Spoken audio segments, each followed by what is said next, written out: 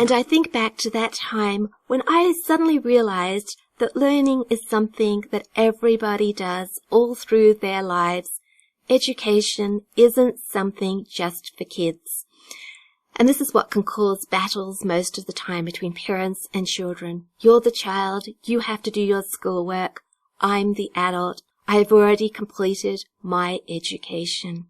Which is really rather sad to think that we have learnt all we need to know during the 12 or 13 years of school.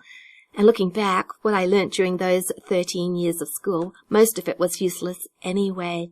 If we stop to think about it carefully, it doesn't take us long to realize that we are all life learners.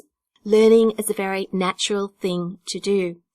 So when I stopped spending my time trying to supervise my children's education, trying to make them learn what I thought was most important, all of a sudden I was free to learn myself.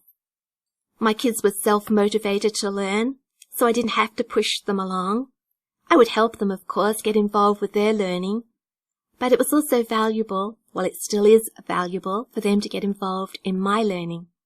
I'm not being selfish when I spend time with my own projects. I'm being a good example of learning, and as I said, I share what I learn with my children.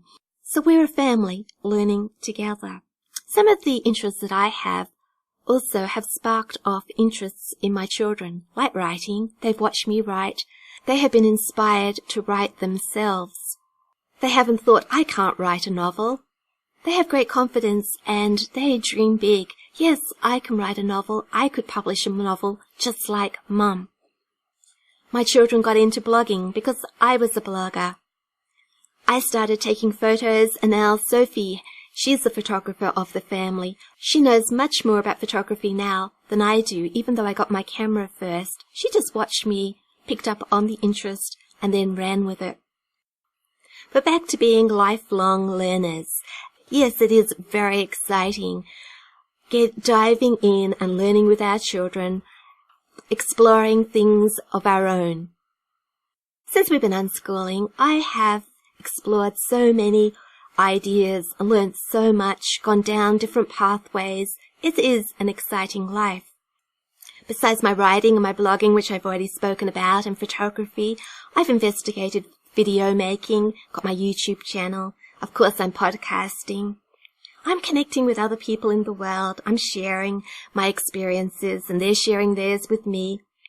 And I hope that I'm making a little bit of difference in the blogging world, adding to the conversation.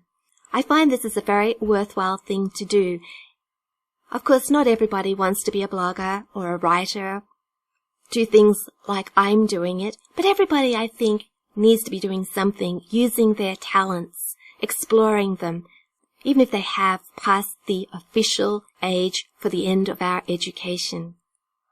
So I'm wondering, what's your thing? What are you interested in? What have you discovered about yourself and your talents since you've been unschooling? What are you sharing with your children?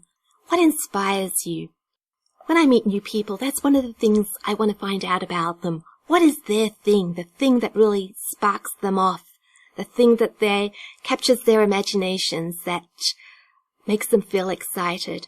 If you want to share your thing, you could always come to my blog and leave me a comment.